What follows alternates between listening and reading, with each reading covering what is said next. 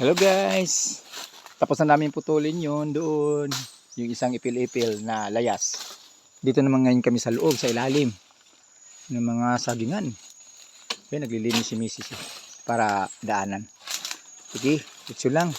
Tabi-tabi, tabi po. May kiraan, makiisturbo.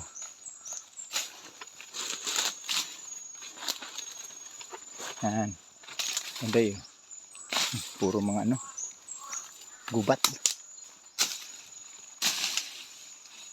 Ang si Mrs. Saan ba yung palomeria? Malaki naman to. Ito? Asan? Ayan, yan. Tama yan. Yan. Yan, tama yan.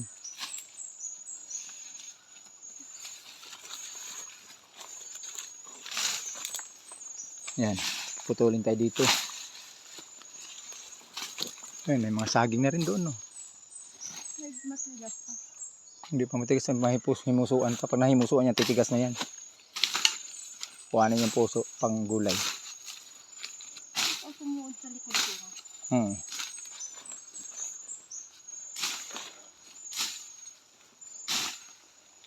Ayan.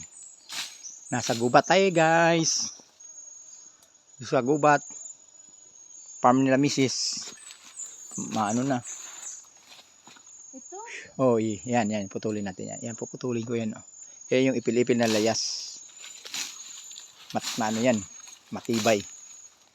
Mabigat pati yan. Okay guys, off ko muna. Puputol muna tayo. Yan. Ano, pagod na?